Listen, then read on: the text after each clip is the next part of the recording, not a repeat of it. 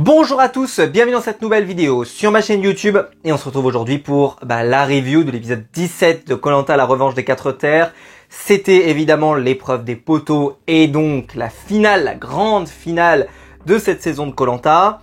Hier, lors du live, où vous étiez plus de 300 en live, vraiment c'est exceptionnel, on a remis les Koh-Lanta Awards, c'est-à-dire l'ensemble des récompenses de la saison, avec des récompenses diverses et variées, évidemment le meilleur stratège ou la meilleure stratège de la saison, en tout cas le ou la meilleure dans les épreuves, le ou la meilleure évidemment sur le camp en survie, le Havador, et évidemment que le monde entier nous envie, le Flavio d'argent. On a aussi fait des récompenses sur le meilleur aventurier, la meilleure aventurière, bref.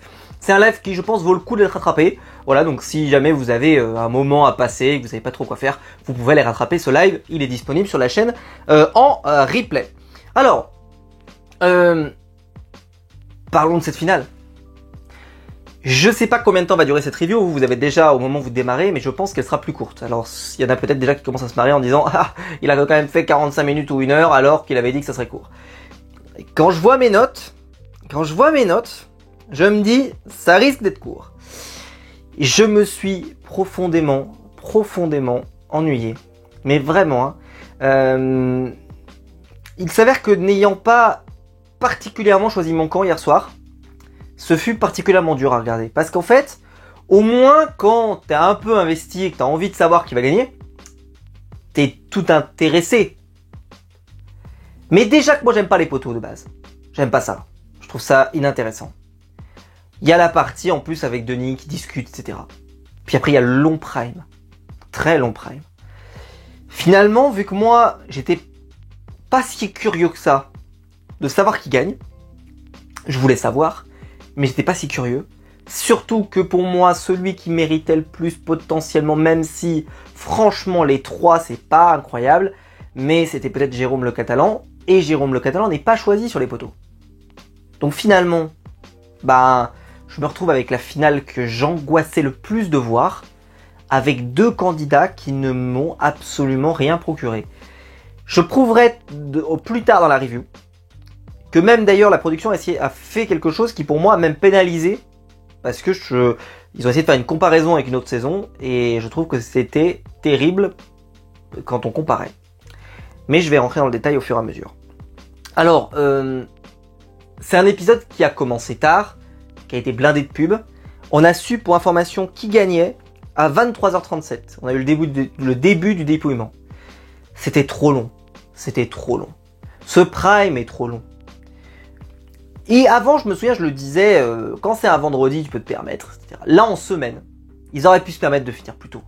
Qu'on termine à 23h15. Vous imaginez? Si on avait terminé à 23h15, ça veut dire que là, je vous économise 30 minutes. 30 minutes. On peut se le permettre. Parce qu'on est en pleine semaine. Parce que, même si là, c'est vrai qu'on s'approche des vacances, on est quand même, voilà. Mais on est quand même en pleine semaine. Donc on peut se permettre d'arrêter plus tôt. Là, pour moi, ils ont squatté mon écran, quoi. Avec, en plus, la plupart des sujets qui ont été proposés, même dans l'after, étaient inintéressants. Mais je vais en parler. Bref.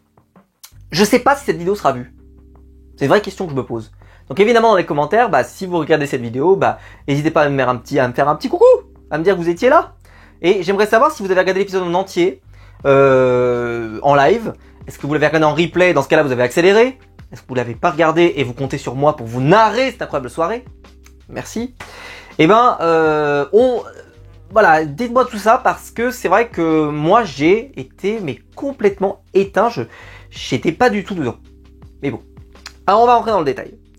Déjà il faut le dire, ce qu'ils ont fait c'est qu'ils ont essayé de faire une sorte d'intro un peu soignée, avec un montage, avec il y avait une personne comme ça là qui faisait une sorte de truc avec des pierres, etc., etc. Bon, ils nous avaient déjà fait ça un petit peu, mais c'était quand même plutôt stylé. Et Maël, donc après le jeune breton fougueux, vous vous souvenez, j'en ai parlé beaucoup la semaine dernière.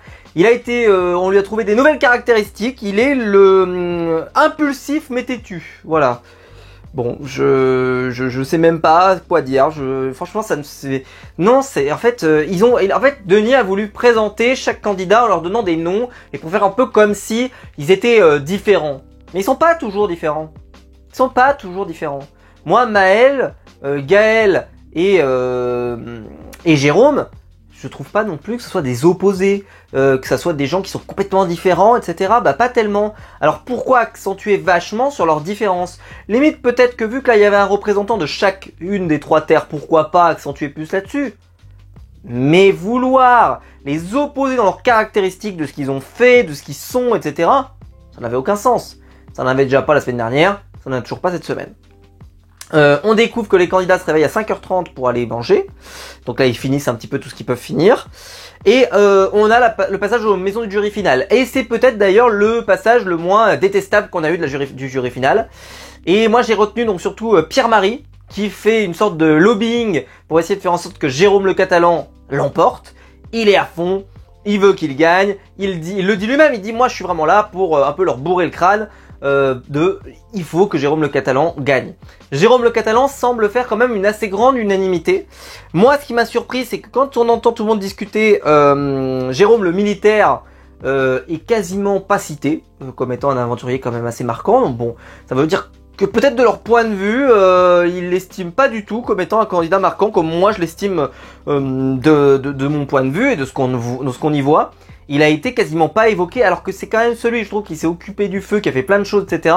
Et j'ai l'impression que ça n'a pas particulièrement eu le respect ou l'estime des candidats restants, qui étaient encore dans leurs alliances, etc. C'est normal qu'il y ait encore les alliances, mais là, vu que moi, en plus, aucun candidat me semblait surclasser la saison, je trouvais ça un petit peu étonnant. Mais bon, peu importe. Et donc, l'épisode démarre comme un classique. Denis vient voir les candidats, il parle d'eux, etc., etc. Alors, allez, si on devait vraiment schématiser, parce qu'on va vraiment faire des caricatures. Bon, bah, Gaëlle, elle a appris plein de choses sur elle, elle est très contente, etc. Et surtout, elle est contente de ce qu'elle va pouvoir raconter à ses enfants. Elle nous parle justement que l'argent, eh ben, elle compte financer un projet immobilier et en plus pour sa famille et faire plaisir à ses enfants et les gâter, etc., etc. Ok.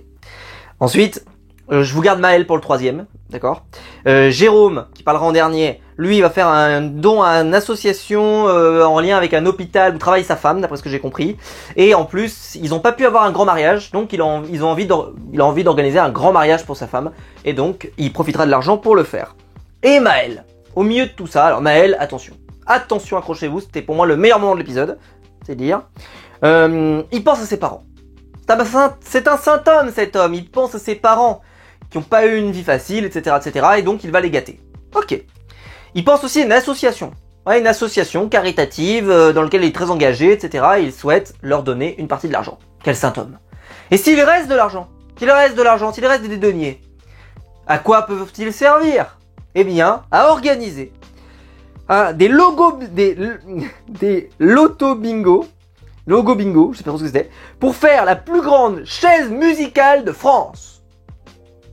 Je déconne pas. Donc le projet de Maël, c'était de faire la plus grande chaise musicale de France. Alors c'est sûr que si c'est ça le projet qu'il a raconté au candidat, c'est sûr que en finale, là, il allait pas faire pleurer dans les chaumières. Hein. C'est sûr que Gaëlle, elle avait plus envie, elle avait plus besoin de l'argent par exemple. Et quand les candidats ont voté, alors il y a beaucoup de gens qui ont sorti l'argument de, évidemment, tu gagnes mes potos, tu gagnes. Argument, moi je peux pas, mais ok, ça je comprends pas. Mais bon, j'ai envie de dire, il faut sortir un truc, donc ils disent un truc. Et en plus, il y en a quand même plusieurs qui ont dit c'est beau, tu vas pouvoir réaliser ton projet, etc. C'est vrai que Maël, ton projet, alors après c'est caricatural, parce que je rappelle qu'il y avait quand même 2 trucs sympas avant celui-là. Donc j'ai envie de dire, il a le droit de se faire plaisir avec l'argent, c'est pas moi qui vais le juger. Mais en tout cas, voilà, Maël, c'est vrai que je m'attendais pas du tout qu'il nous sorte, surtout que c'est pas la gaudriole, notre ami Maël, je trouve, à l'image. Je suis désolé, mais franchement, il fait pas marrer, quoi. Donc tu te dis pas, le mec va organiser la plus grande chaise musicale de France, quoi. Tu te dis pas, oh là là, c'est la blague. Tu vois, t'aurais attention, avec tout le respect que j'ai pour ce candidat, mais tu vois, Jacques, par exemple, qui a une personnalité un peu exubérante et tout, tu te dis, pourquoi pas? Mais là, lui, pas tellement, en fait. Donc tu t'attendrais même, tu vois, un Amadia, j'en sais rien moi, un Laurent, tu vois, qui t'annoncerait un truc comme ça, tu pourrais te dire pourquoi pas aller pour la blague. Un Patrick, limite, tu vois, qui peut avoir un côté fun. Lui, non, déjà qu'il est pas fougueux, il est pas impulsif non plus d'ailleurs, bah je l'ai pas trouvé fun non plus. Donc voilà, bon en tout cas, voilà, vous le saurez, c'était son projet. Et donc tout ce petit monde part en direction des poteaux. Les poteaux, bah ça va être très simple, hein, y a du vent, y a de la pluie. Y a du montage, on voit quand ils enlèvent leurs chaussures, je vous passe les détails. Donc après 1 heure, ils enlèvent une partie. Voilà, personne ne tombe. Après 1h45, deuxième partie qu'on enlève. Et là, il y a eu des plans qui ont été filmés et qui ont été pris sur les pieds des candidats. Un truc qu'on comprend pas. Ils te disent, si vous inquiétez pas, on sait qu'il y a des candidats qui ont des pieds un peu plus grands que les autres et donc on adapte les poteaux. Sauf qu'ils font dire à Denis à l'oral, soit Denis ment, soit Denis ment. Soit Denis dit la vérité, c'est vous qui mentez la production. Deux options. Je pense que c'est vous qui mentez la production. Je vais être très clair. Parce que Denis, il arrive, il te dit, votre carré va être réduit et il va passer de 15 par 15, puis après 15 par 10, puis après 15 par bla. Il dit pas, c'est 15 par 10 pour Jean-Jacques et Jean-Pierre et 15 par 10 pour Eric. Il le dit pas, ça. Enfin, donc, je suis désolé, mais non, cette information, elle est pas claire. Donc, pour moi, les poteaux sont égalitaires. Parce que Denis précise bien les dimensions. Et on voit bien que les pieds de Jérôme Le Catalan sont beaucoup plus grands. Pour Maël et Gaël, c'était moins choquant. Ils avaient des pieds à peu près normaux. Alors, attention à ce que je dis parce que on pourrait croire que Jérôme Le Catalan n'a pas des pieds normaux. Mais il avait des pieds beaucoup plus grands. Voilà, c'est tout. Et donc, il y a un moment, c'est vrai que cette histoire n'est pas très claire. Moi, j'ai toujours été persuadé que les poteaux étaient le même pour tout le monde. Et qu'en gros, si t'as des gros pieds, c'est ta faute. Voilà, c'est ta faute. Et que même d'ailleurs, moi je me souviens, stratégiquement parlant, c'était des choses qui pouvaient même être exploitées. Dire, je suis désolé, mais Jean-Jacques, qui a des pieds plus grands, eh ben moi je le garde parce que je sais que celui-là, hop, sur les poteaux, il tiendra pas. Je me souviens que c'était utilisé comme argument. Mais si finalement, en fait, au final, machin, etc., ils finissent par arranger le truc, c'est pas logique. Donc moi j'ai souvenir de plein de saisons où ça a été évoqué comme argument. Tu fais aussi qu'on parle bon équilibre, etc., etc. Mais les pieds, je me souviens que ça a été cité. Ah, t'as vu celle-ci? Elle a des tout petits pieds. Attention pour les poteaux, ça peut faire mal. Ça a été cité. Donc je vois pas l'intérêt de nous mentir. Donc pour moi, ma théorie, c'est Denis qui nous dit la vérité et la production qui raconte n'importe quoi aux gens pour essayer de faire en sorte que cette épreuve, elle soit juste et que le gagnant, machin. Non. Bien sûr que non. Et l'épreuve des sacs, c'est du grand n'importe quoi tous les ans, et on vous le dit tous les ans. Et ben les poteaux, de toute façon, le poteau c'est de la merde. On va pas le répéter chaque année. C'est de la merde. On attend que les gens y tombent. C'est très long. Ils font comme ça. Oula, enfin machin, bon. Finalement, donc à ce moment-là, vous l'avez compris, Jérôme Le Catalan tombe. On continue. Et après donc 2h30, ce qui est pas énorme, je trouve en termes de temps, mais voilà. Ils enlèvent la troisième partie. Et donc pour info, Jérôme Le Catalan, il est vraiment dégoûté d'être tombé. Il fait voilà, bon, j'espère que je vais être choisi, mais si je suis pas choisi, c'est comme ça, j'avais qu'à être premier. Hein. Et là, au moment où on enlève la troisième, Maël tombe quasiment immédiatement. Et Gaëlle, elle arrive à rester debout sur son poteau. Elle mérite donc sans conteste la victoire. On n'est pas sur une victoire où ça se joue à une seconde, quelqu'un qui tombe ou pas, comme la saison de André. Donc Gaëlle l'emporte dans l'indifférence totale. Moi, alors c'est bien pour le storytelling parce qu'elle a tellement perdu qu'à la fin, là, s'il y avait des gens qui étaient assez fans de Gaëlle, je pense qu'il y avait un peu ce côté, elle a enfin gagné une épreuve. Ils nous ont fait un peu un narratif aussi sur Maël qui est l'éternel second. Pour Jérôme, lui, il avait déjà remporté pas mal de choses. Et là, on part et elle te dit oui. Denis lui dit oui, avant de nous révéler votre décision, alors probablement qu'elle l'avait déjà prise, allez sur le ponton là-bas et réfléchissez. Vous y allez, vous réfléchissez à votre vie, pourquoi vous en êtes arrivé là, etc., etc. Elle revient et là elle te dit je vais choisir Maël. Donc son raisonnement il est simple, c'est il est arrivé deuxième. Factuellement sur les poteaux, c'est vrai. Et en plus, ils ont vécu ensemble une aventure commune plus longue, et donc, factuellement, elle préfère prendre Maël. On aurait même pu aller un peu plus loin, c'est qu'aussi, cette alliance, ce retournement qui fait que Gaël est obligé de sacrifier sa meilleure amie Céline, le responsable, ou l'un des deux responsables, c'est clair, est Jérôme Le Catalan. Donc elle aurait très bien pu aussi lui faire payer. Quatrième raison, c'est un choix stratégique. Vu que Jérôme Le Catalan a l'air plutôt très apprécié du jury final, avec beaucoup de membres de son alliance d'origine qui sont présents dans la finale, eh bien, il faut pas le choisir. J'ai envie de dire qu'il y a eu des saisons où vraiment je trouvais que quand la personne disait ça, on voyait qu'elle n'y croyait pas. Là, j'aurais presque tendance à dire que, pour moi, Jérôme Le Catalan, c'est tellement pas une masterclass vivante qu'on pourrait se dire que oui. On pourrait se dire que c'est pas stratégique totalement. Maintenant, honnêtement, sincèrement, hein, ça m'a pas non plus choqué. Des fois, voilà, Quand Nawel, elle dit à Claude que Claude, non mais Inès elle mérite, Claude franchement il est hors catégorie, machin, etc. T'en penses pas une miette, t'en penses pas une virgule, t'en penses rien, mais tu nous dis n'importe quoi, ne dis rien, stop, ne dis rien. Alors que là, elle a le droit de le penser, elle a le droit de penser que Maël, ils ont vécu plus de choses ensemble, ce qui peut être vrai factuellement, que il est deuxième, etc. Il y avait des vrais faits, quoi. Il y avait des vraies choses qu'elle pouvait mettre en avant. Mais le jury final va pas être totalement convaincu. Alors pour info, quand le jury final va voir arriver les candidats, eh ben justement, ils vont le dire clairement, certains, qu'ils doutent très clairement que Gaël a pas fait un choix stratégique. Ils vont pas trop revenir là-dessus, ça va pas faire trop de débats, etc. Parce que Gaël va plutôt... Et puis, en fait, Jérôme Le Catalan va être très sport parce qu'il va éteindre l'incendie très vite, il va dire « j'avais qu'à gagner ». J'avais qu'à gagner, il a été très sport. Nos deux Jérôme ont été très sport, Jérôme le militaire et Jérôme le catalan. Parce que voilà, il est au conseil, il aurait très bien pu dire moi aussi je doute, etc. Mais il dit mais non, j'avais qu'à gagner. Voilà. J'ai pas fini premier. Je ferme ma gueule. J'ai pas fini premier. Voilà. Bravo. Qu'est-ce que je pourrais vous dire alors évidemment, quand Jérôme Le Catalan arrive, il y a vraiment une réaction de stupéfaction de la part du jury final. Et c'est vrai que c'est un peu jouissif, on va pas se mentir, parce que vu qu'ils ont tellement sauté de joie à chaque fois qu'il y avait un candidat qui arrivait et pour lequel ils étaient contents que la personne arrive, que là, les voir faire « Oh, il y a Claire !» Oh, et puis après « Oh non !» Et puis après « Ah, il y a Jérôme Le Catalan !» Ah non, etc. Que je me suis dit... Maxime, vous vous souvenez, les cochons d'âne, tout ça, etc. Je me suis dit, franchement, en termes de vengeance, vu que Maxime est très un peu comédien dell'arte, je me suis dit, il pourrait très bien vouloir leur faire montrer un peu l'appareil en applaudissant, tu vois, en disant, ouais, incroyable, il a pas gagné, bah vous voyez, bah voilà, bah c'est comme ça que vous avez accueilli les gens, etc., etc. Il l'a pas fait, il n'était pas aussi méchant que moi. Ça vous donne une idée de la personne que je suis. Voilà, moi je ne me serais pas caché.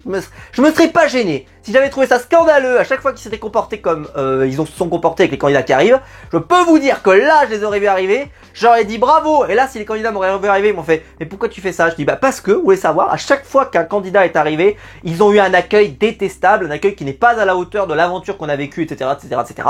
Et donc, je leur fais pareil pour que vous voyez comment ça c'était. Voilà, bah, vous voyez, bah, c'était pas bien, bah c'était comme ça que vous avez fait. Voilà, rien de mieux que l'exemple, la pédagogie, l'exemple. Finalement, ils vont se raconter des trucs, c'est pas ouf, mais parce qu'en fait, il y a peu d'exploits à utiliser. Tu demandes à Maël, mais Maël, il a rien à valoriser. Gaël, elle a rien à valoriser. Elle a ses poteaux à valoriser, mais c'est tout. Et puis aussi parce qu'elle a pas mal aidé en survie. Mais au global, je trouve que les questions étaient pas super intéressantes. Parce qu'on sent que c'est des candidats qui ont pas, même nous pour nous, mais qui ont pas accompli des choses mémorables. Et d'ailleurs, il n'y aura pas vraiment de recap best-of de ce qu'ils ont accompli parce que bah, je suis désolé, mais on cherche les épreuves mémorables, on cherche le truc un peu qui reste dans les mémoires et qu'on aimerait raconter. Vous voulez raconter quoi sur l'aventure de Gaël, à part qu'elle a gagné les poteaux? Vous voulez raconter quoi sur l'aventure de Maël? Moi j'ai souvenir un peu de son parcours du combattant, mais au final il est pas masterclass son parcours du combattant, parce qu'il m'avait surpris, mais c'était pas non plus une masterclass. Et donc finalement, on n'a pas des masterclass, mais j'en parlerai plus loin avec un exemple beaucoup plus précis. Évidemment Denis peut pas s'en empêcher de revenir sur le plus grand coup de bluff. Non, toujours non, hein, mais toujours non, hein. Denis, pour info, toujours non, hein. Non, s'il te plaît. Par contre, il n'est pas revenu sur le coup de bluff de Jérôme, donc Jérôme le militaire, dans l'épreuve d'orientation qui était géniale. Ça, tu l'as pas dit, Denis. C'était quand même bien. Alors d'ailleurs, Jérôme le militaire, il est arrivé, il était un petit peu plus... alors il avait des 13 sports la semaine dernière, il faut que je le dise cette semaine. Là, c'est vrai qu'il a un peu dit, bah Gaëlle me tenait, elle me suivait, etc. Et finalement, elle décroche le poignard. Il était pas... D'ailleurs, Claire a dit, ah moi je suis pas responsable, hein, moi je t'ai pas suivi, j'ai fait mon truc, etc. Oui, bon, ok. Mais voilà, on le sent un petit peu plus, peut-être plus amer, peut-être que ça, la journée, etc. Mais il faut le dire sur le coup, en tout cas, il avait été très sport. Je dis pas non plus que là, il était mauvais, juste que là, voilà, on sentait qu'il y avait un petit contre-coup, quoi. Gaëlle, elle est très déçue évidemment de ses performances après la réunification, mais elle revient surtout sur les rencontres, sur le fait qu'elle va devenir un exemple pour ses filles, etc., etc. Le Maël, lui, juste, il est fier de son aventure. Voilà, c'est vraiment les deux discours. T'as Maël, je suis fier de mon aventure, j'ai fait ce que je voulais faire, etc. Moi, j'ai kiffé. Et Gaëlle, qui est plus dans le côté, elle est déçue de son aventure, mais elle est contente d'avoir accompli des choses, d'être un message d'espoir, d'être, voilà. Et c'est vrai que le discours de Gaëlle, il est plus inspirant. Celui de Maël était assez plat et pas super intéressant et m'a pas emballé. Je vais pas vous mentir, aucun des deux m'a emballé plus que de raison. Ensuite, bah, on revient, donc on va en prime.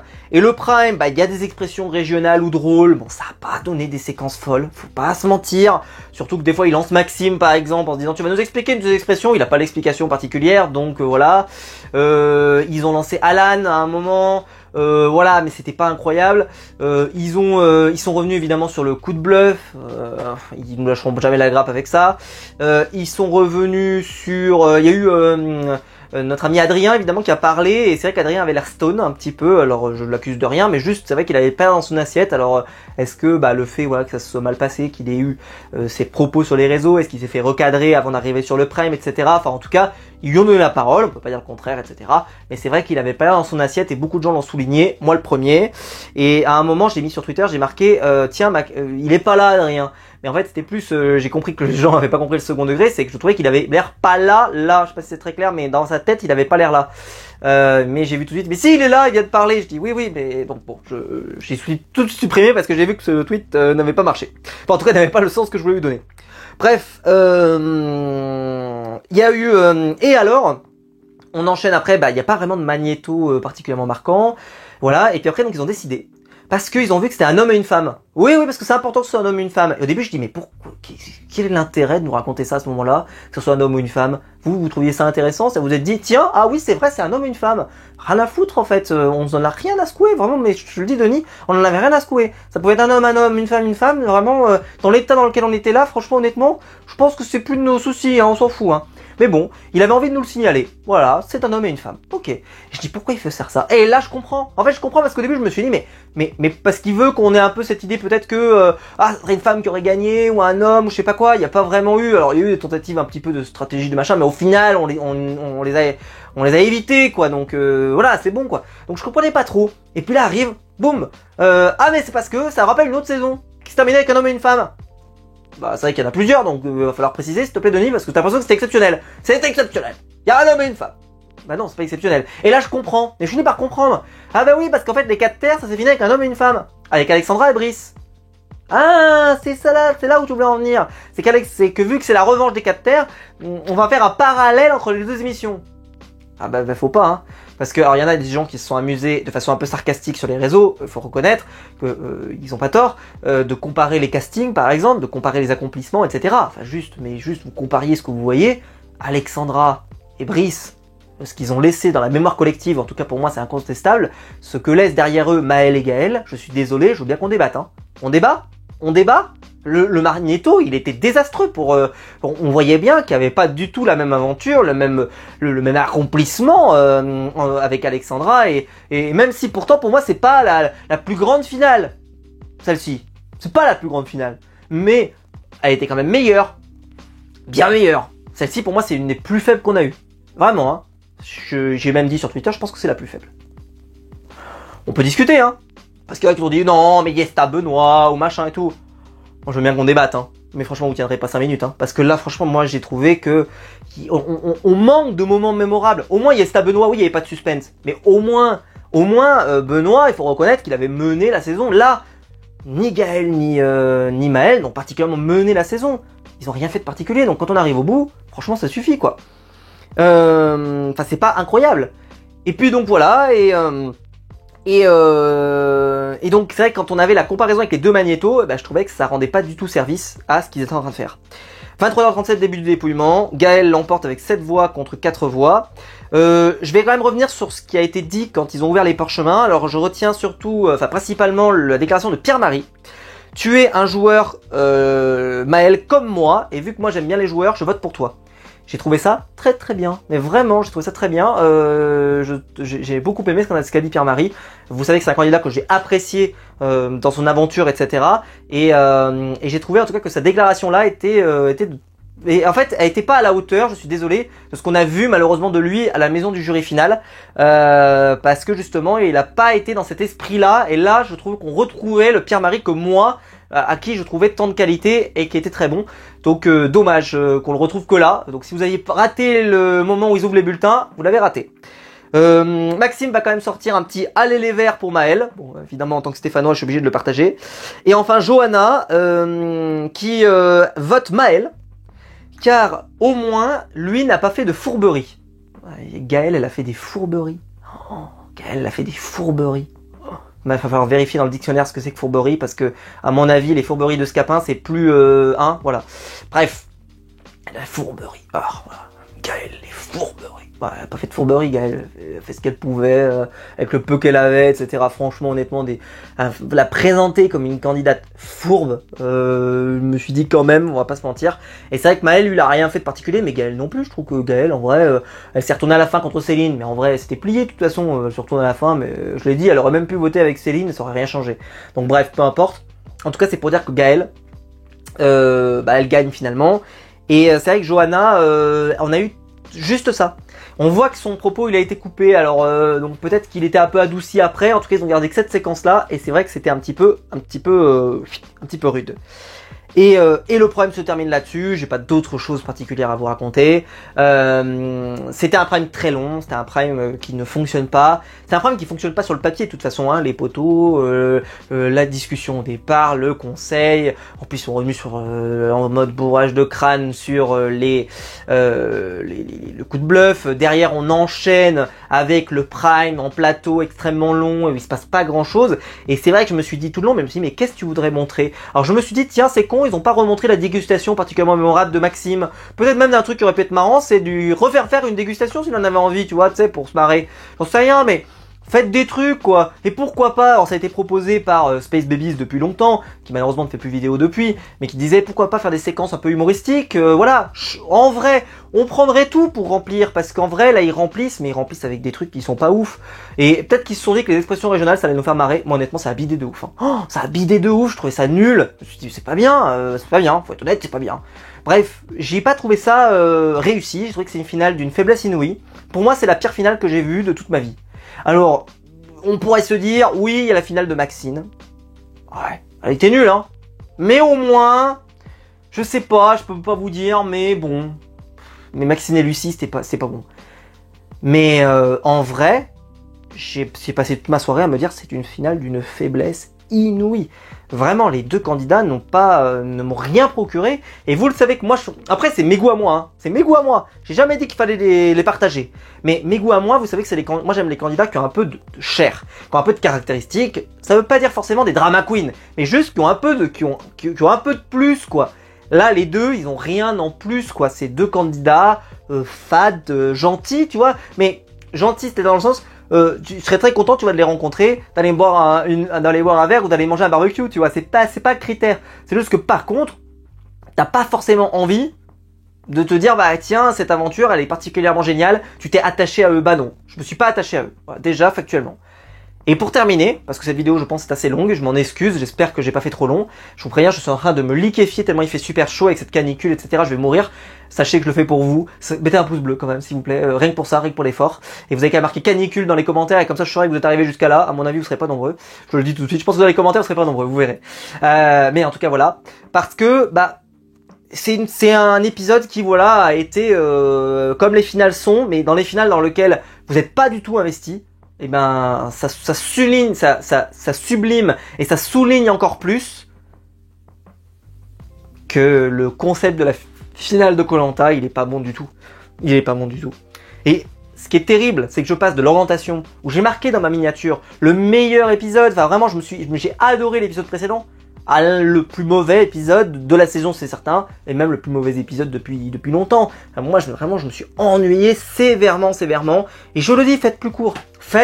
Si vous n'avez pas assez, faites plus court, ou alors rajoutez. Moi, j'ai proposé que vous rajoutiez après les poteaux, qu'on rajoute une autre épreuve, etc.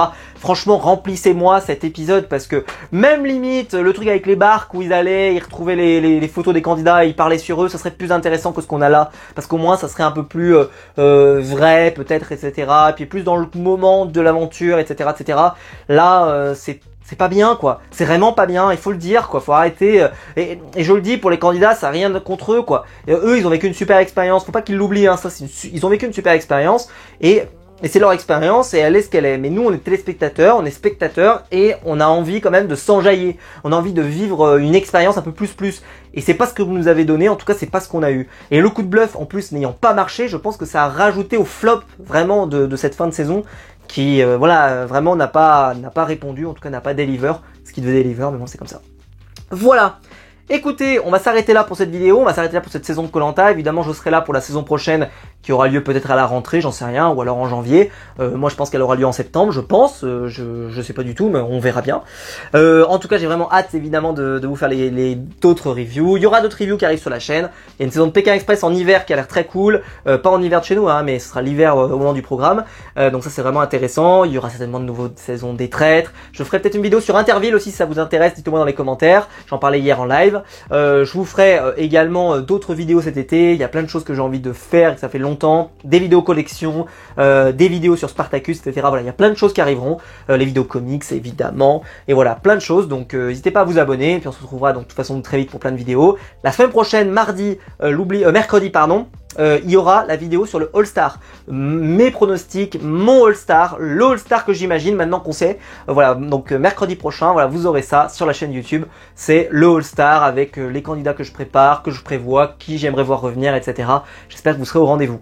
Si la vidéo vous a plu, vous pouvez la liker, vous pouvez vous abonner, vous pouvez la partager sur les réseaux sociaux. Il y a le bouton rejoindre ici juste en dessous pour devenir membre soutien et je vous en remercie. Et quant à nous, on se retrouve très vite pour des nouvelles vidéos sur ma chaîne YouTube. Ciao.